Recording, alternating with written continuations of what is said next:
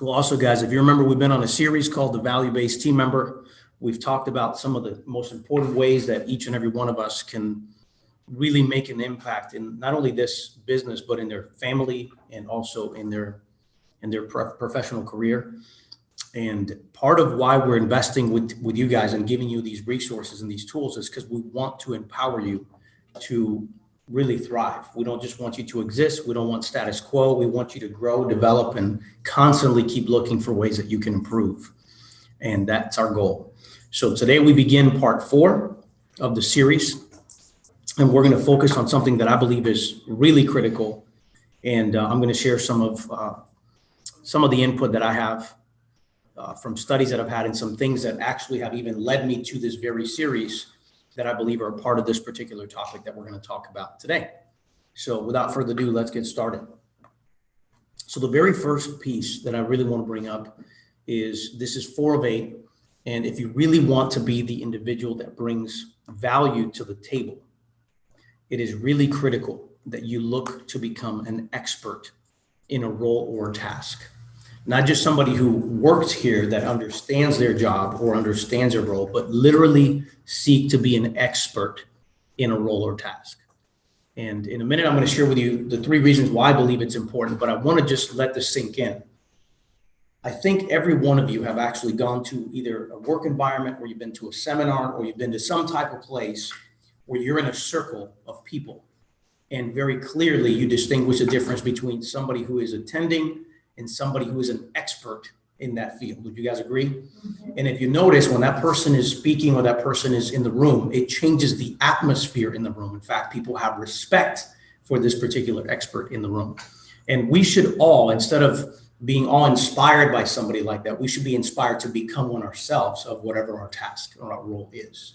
Because the more we do that, I'll share with you in a minute how powerful it really is. But here's really why I believe it pays to become an expert in your space, in your role, your task. It begins with security. Security, I think all of us work really hard and we look for opportunities to be safe, to know that, hey, next week I can count for the efforts that I had last week so that I can pay my bills and provide for my family, right? So in the way that we have security, it's pretty clear that experts tend to have more job security than those who are mediocre or just do a job. I think it's pretty evident. Generally, when any company downsizes, they try to keep the top, right? And they get rid of those that they feel don't necessarily cut the mustard for who the very best person is. So not only in a work environment, but also in any business, usually experts are the ones that have the most security when it comes to the business or the opportunity or the revenue stream that they bring to the table. Another piece which leads to this, which is opportunity itself. Experts are entrusted with more opportunities because of their experience. They're entrusted with more opportunities. I've actually seen, and I remember this from many, many years ago, I remember starting with someone that was being trained in a job that I was working at, but specifically for a topic where she was working on, it was basically these algorithms, calculations that they did so that the company can basically analyze the risks and the losses and the profitability of the company. And I remember this girl coming into the space really young, and a few years later, by the time we were done, she was actually training trainers and showing them how to do it. And that's because she excelled so well at what she did. She became an expert. And because of that, she was entrusted with more opportunity. And before you know it, here's a girl that I remember seeing in training class, learning about HR and the basic questions. And she's been now elevated to a position where she's training the trainers that were training her once. Does that make sense? Mm-hmm. And so to a degree, if you would agree here, whenever somebody elevates their game and gets to a certain point of experience and expertise, those around them begin to entrust them with more because they feel confident in their ability to execute and actually succeed.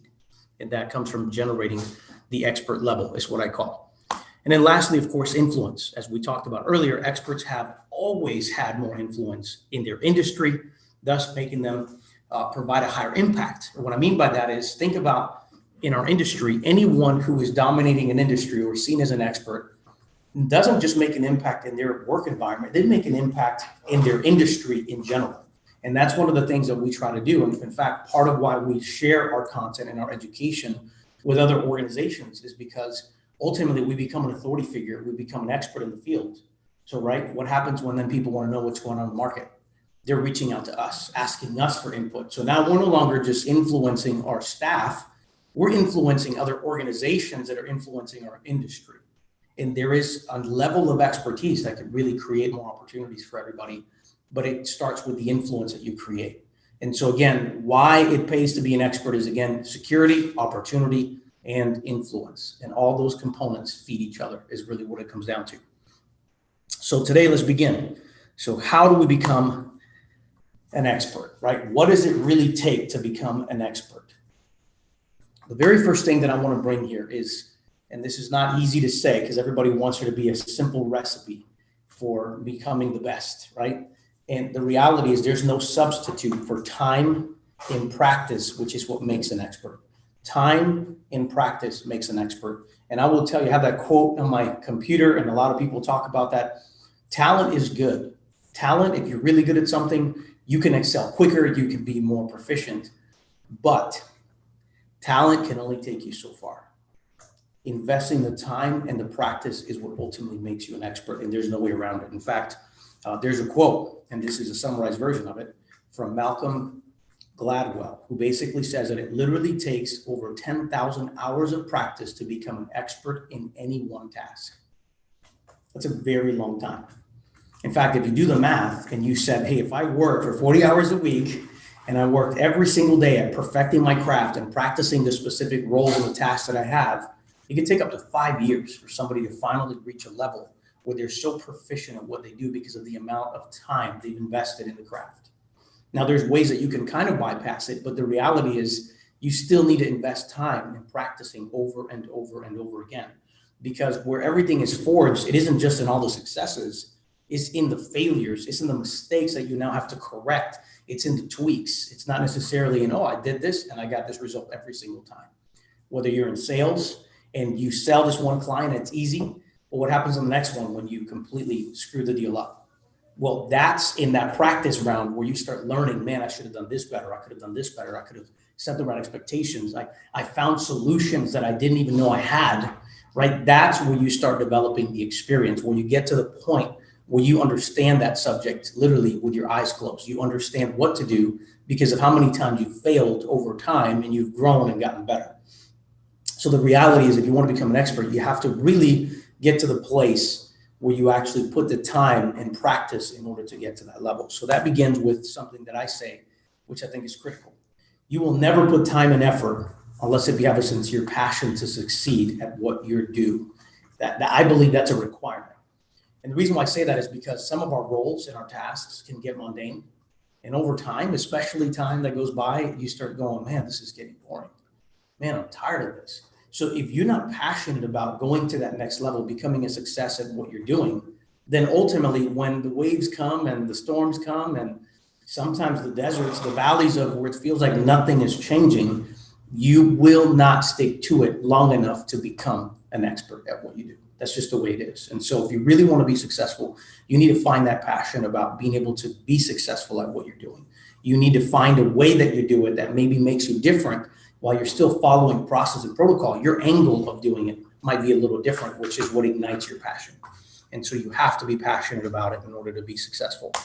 The next thing is you have to basically have commitment of time to learn, practice, and perfect. That is really what it comes down to. You have to be able to commit. Rain or shine, I am committed, and I'm going to invest the time to learn, practice, and perfect.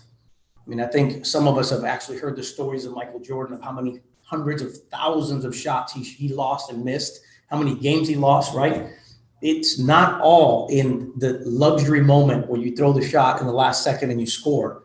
It's won way before, in all the failures in practice and all of the moments where you're injured, but you still keep going forward. You have to be committed. Otherwise, whenever anything happens, you literally will deviate from the plan and you'll lose that momentum that you built. So I would encourage you, be committed, invest the time to learn, practice, and perfect what you're doing, because that is key. And the last portion is dedication, discipline, and focus on improving your efforts is ultimately what becoming an expert is all about. So you're passionate, you're committed, and then now you're dedicated to the discipline and the focus of improving your task. So some of you might say, well, I don't even know what that looks like. Well, I'll give you an example. If you are somebody who is looking to become an expert in sales in what you're doing right now, you want to increase your profitability, you may have a really good introductory process of how you connect with somebody, how you start building a relationship with the customer. But maybe where you're lacking is in learning how to ask for the business or how to propose your value proposition. And so it literally takes time to then start studying and going through the process of perfecting that presentation.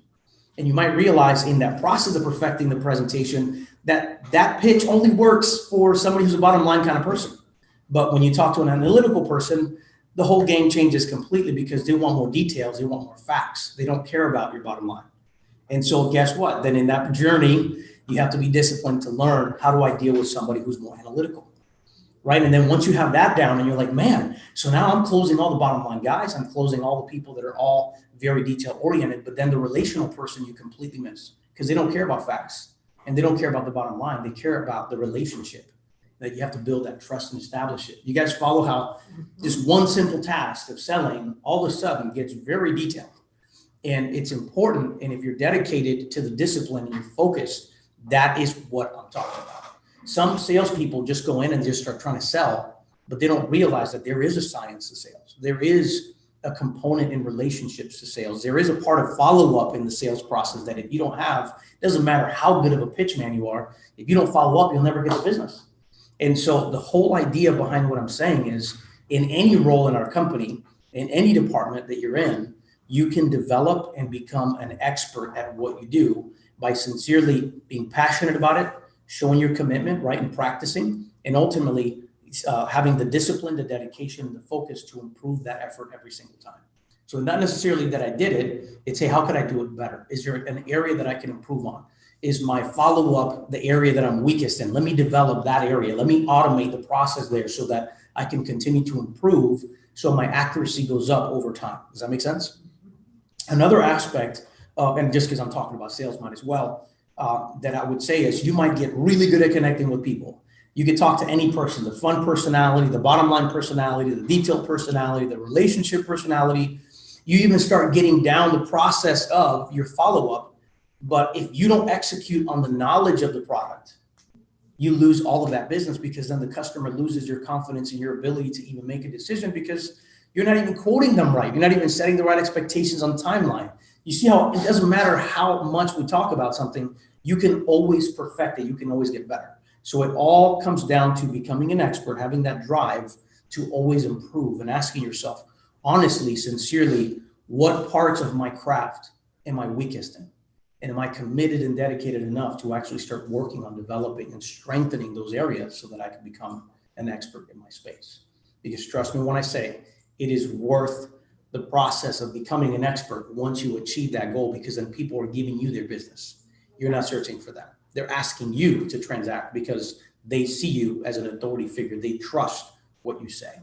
And a lot of times, most of the sales that I do now and some of the things that we do, I'm not even really asking for the business. I'm making a recommendation and they follow that recommendation because they believe that I'm an authority figure at what I do. So it's in the same way that I want to challenge you guys. That is a really key component. So again, 1, time and practice makes expert. All right, let's talk about 2. All right, and this is really important. Upgrade your inner circle and learn from the best. Upgrade your inner circle and learn from the best. If you want to be an expert, you got to start hanging out with experts.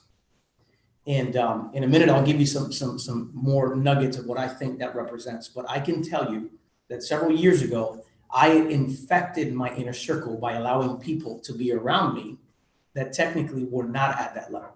So I actually digressed in my value because I allowed those people in my circle that were not pursuing excellence. They were just an entourage. And it is really important to ask yourself, who are you spending your time with? As my grandma used to say, tell me who you spend your time with and I'll tell you who you'll become. That's really what it comes down to. So if you want to become an expert, it isn't just about how much time you put in the field and practice. It comes down to who are you surrounding yourself with. And that inner circle is really, really important. Jim Rohn said something really powerful. It says, you are the average of 5 people you spend the most time with. Think about that for a minute. You're the average of 5 people that you spend the most time with. If you're spending time with negative people, if you spend time with people that are just willing to do the status quo, that don't constantly have a drive or a passion to be the best at what they do, do you know what happens to you?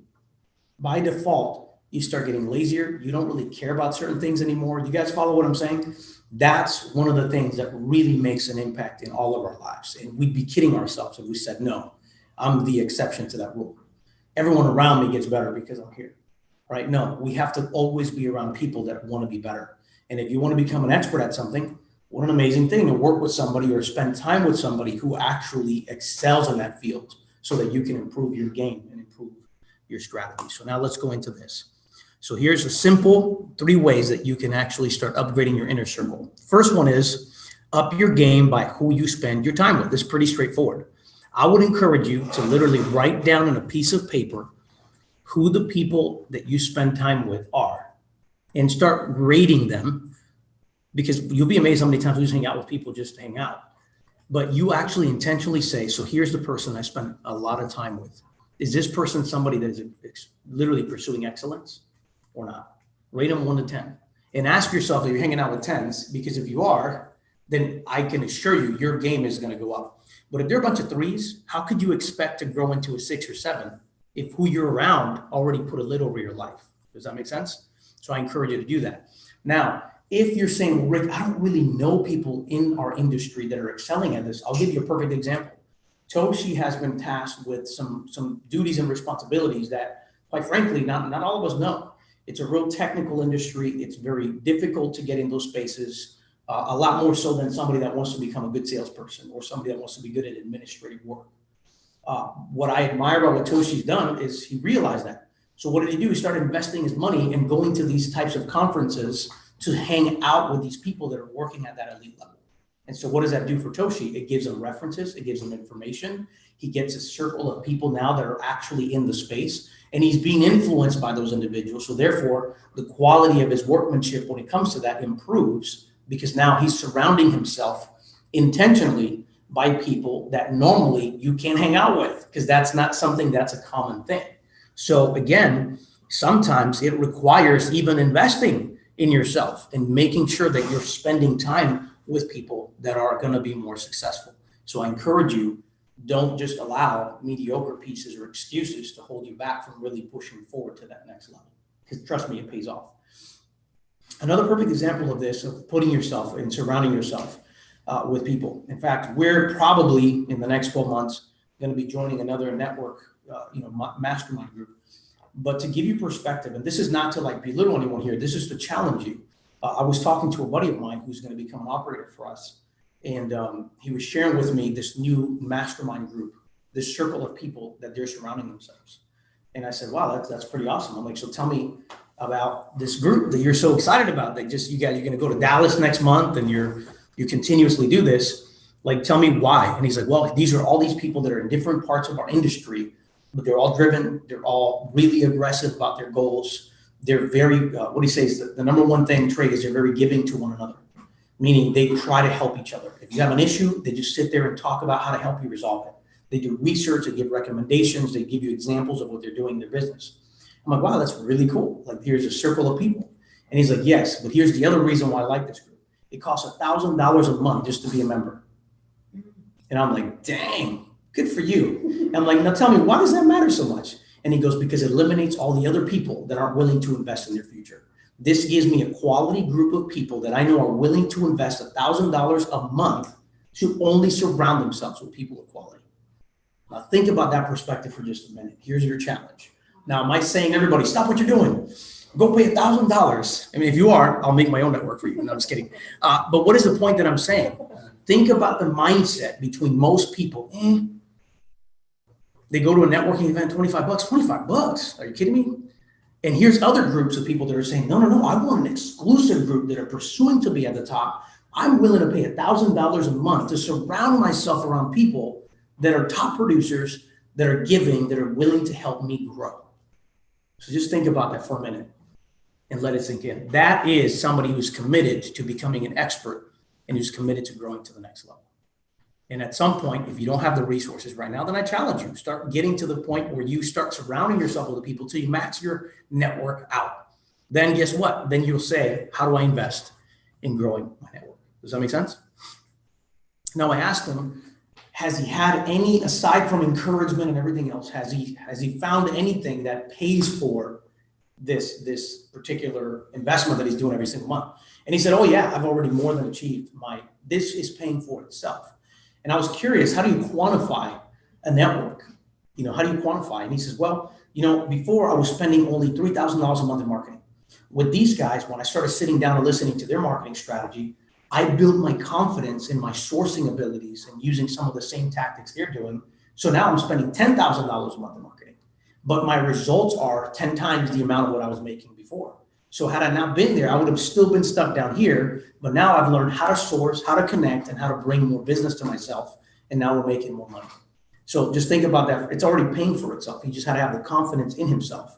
And then he invested in surrounding himself with people. And then instead of just hanging out with people to say, hey, I'm an entourage now, he said, no, I'm coming here to dissect what I could do better in my business so that I could become a success.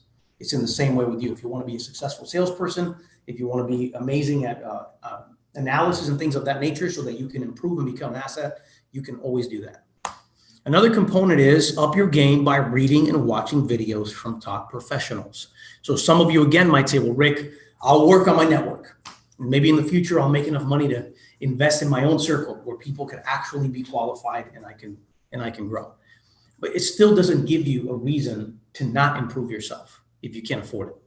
There's so much information out there. You can be very tactical, very specific about an area that you want to improve. And guess what? Surround yourself, immerse yourself, fill yourself every single day with that topic until you can see it with your eyes closed, right? So how do we do that? By reading books that are specifically tied to that topic, by watching videos online. I mean, YouTube is out there. People watch us to learn about investments, right? You could do the same by learning and studying that. One of the things that I'm noticing now is, and I don't like reading a lot of books because I don't have a lot of time, but what I do like to do is dissect the book, read it, implement it, and then only when I've started doing the book can I switch to another book. And that's what I try to do. So what does that mean? Every week I'm putting at least 2 hours at reading this, writing my notes. How can I implement this information so that I can act on it and actually make it happen? So I encourage you guys, don't just be discouraged by that network. I just wanted to give you an example. You can still begin to sow seeds into your heart by actually reading books and watching videos of the professionals in the industry.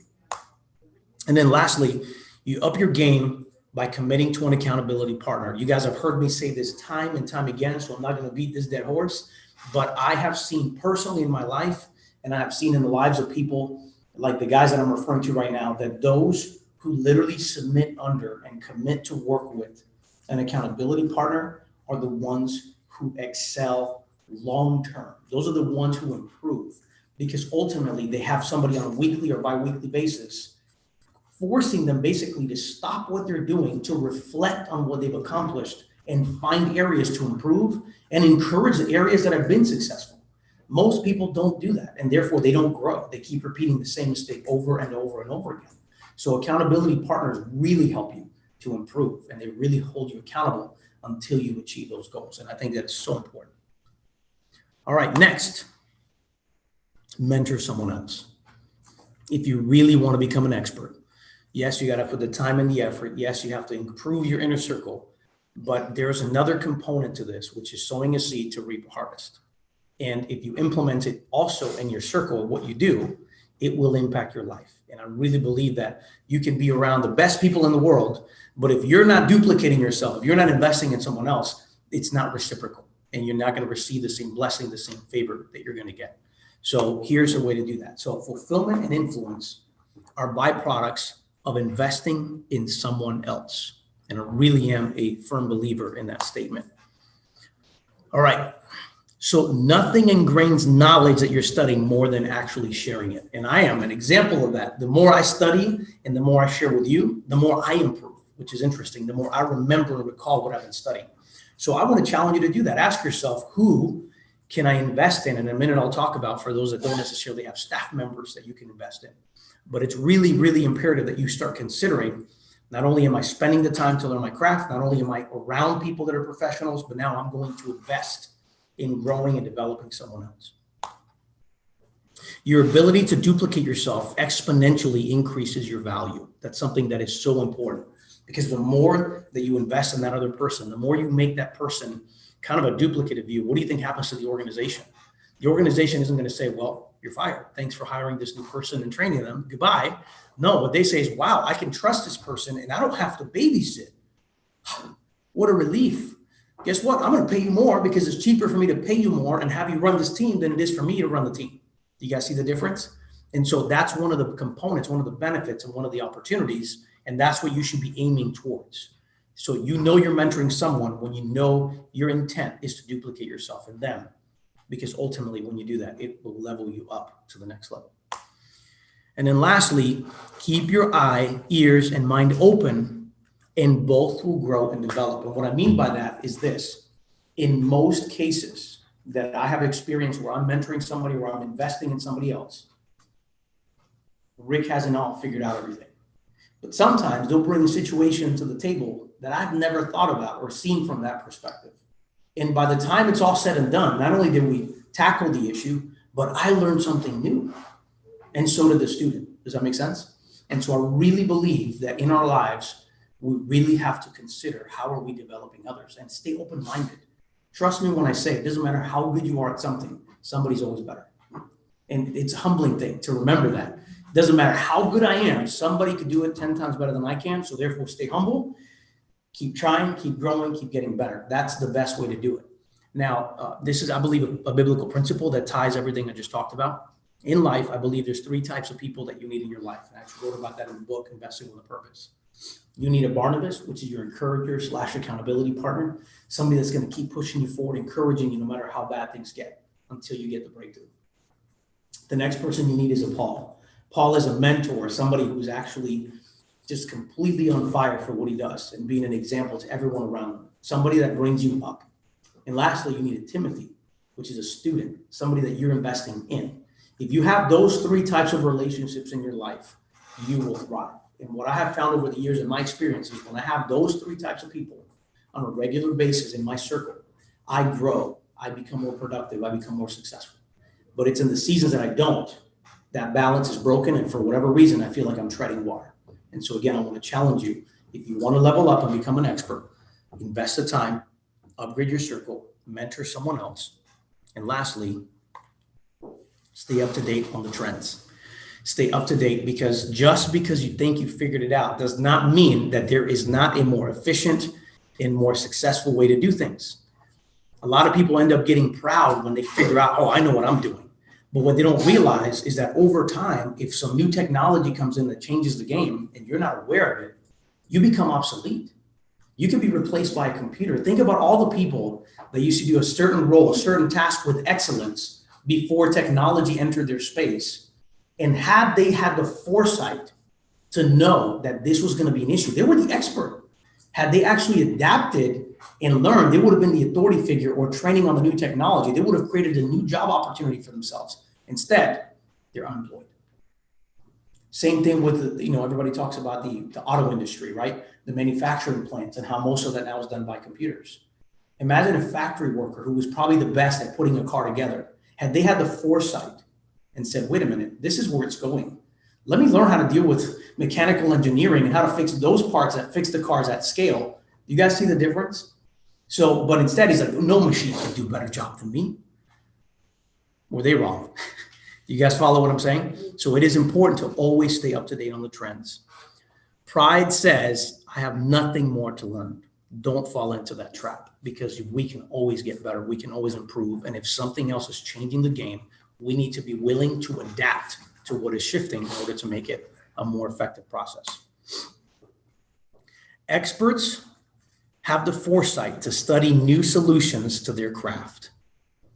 That's just a reality. And I'll give you an example. Right now, we're about to grow, and we're looking at a variety of different things, not just lending, but we're looking at how do we underwrite commercial investments? How do we underwrite all these things? We're already in the process of talking to other companies that are much bigger than us. And I'm sitting here having conversations with them saying, look, you guys do $2 billion in business and investments. How do you guys keep up with the chaos that is associated specifically with managing these kind of investments? How do you do that? And so again, it's being humble enough to go to somebody and ask for help. And they're going, well, Rick, that's a really good question. Well, we tweaked our process and procedure, but now we've hired a third-party company, and these third-party companies specialize in these things. In fact, let me give you their contact information. Talk to them. right? And what does that do? All of a sudden, the way that we were doing things is now going to be improved by adapting to what other companies are doing that are doing it at a $2 billion level, right? That's the only way to grow. Now, imagine if I said, well, no, our process is the same. Everything must happen exactly the same way we've been doing it, even though we're going to add different strategies to our business model. What do you think would happen to us long term? We'd probably fail. We'd probably make more mistakes. It'd probably take us longer. But no, we're adapting, we're learning, we're studying, we're finding, hey, this is how the big boys do it, and here's why. And by the way, these people have resources and technology that we don't even have that we can leverage to make sure that every investment decision we make has still been vetted across the board. And so again, the departments themselves have the option to grow with it or basically become extinct. Do you guys see the difference? And so this is why becoming an expert is all about staying up to date and continuing to improve in what you do. All right, we're wrapping this up. So here we go. The last part is always absorb and look to learn new information to improve, which is part of what I just talked about. And the last part is remain humble and hungry, willing to make adjustments when needed. Now, I want to make an important point here as we wrap this up. You may have found the most efficient way to do something. You may be an expert at what you do. And the reality is it doesn't mean that every time you have to change your process just because, right? Sometimes what works, works, right? But what I'm saying is you have to be willing to say that if it's working, but you're finding delays and you know that there's room for improvement, don't allow pride to hold you back from adapting some of these new techniques, some of these new strategies so that you can improve, because that's when you become obsolete, right? So it's not a bad thing to defend the process that works, but it's also a horrible thing to stop the progress because you think your way is better than everyone else, right? So that's where the collaboration, staying hungry, staying humble is so critical for all of us, especially me, okay? So in close, we are seeking to work with experts. That's at the end of the day. We don't have time to waste and basically for those reasons, we are basically incentivizing our team members to grow and level up to become an expert. This is why we don't have time. We don't want to do it on our own. What we want to do is we want to grow it from our own and get you guys the opportunity to be successful.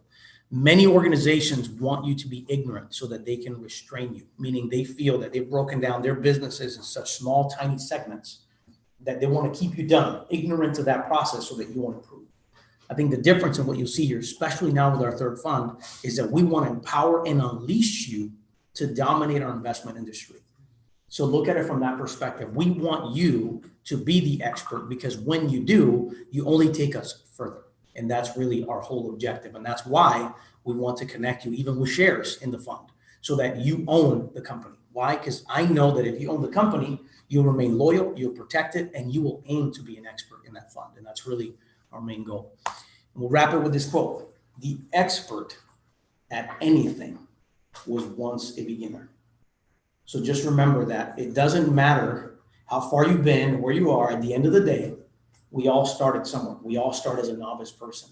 So don't be overwhelmed by what we talked about today. If anything, embrace it and take those steps to become an expert. So with that said, guys, that concludes part 4 of our series.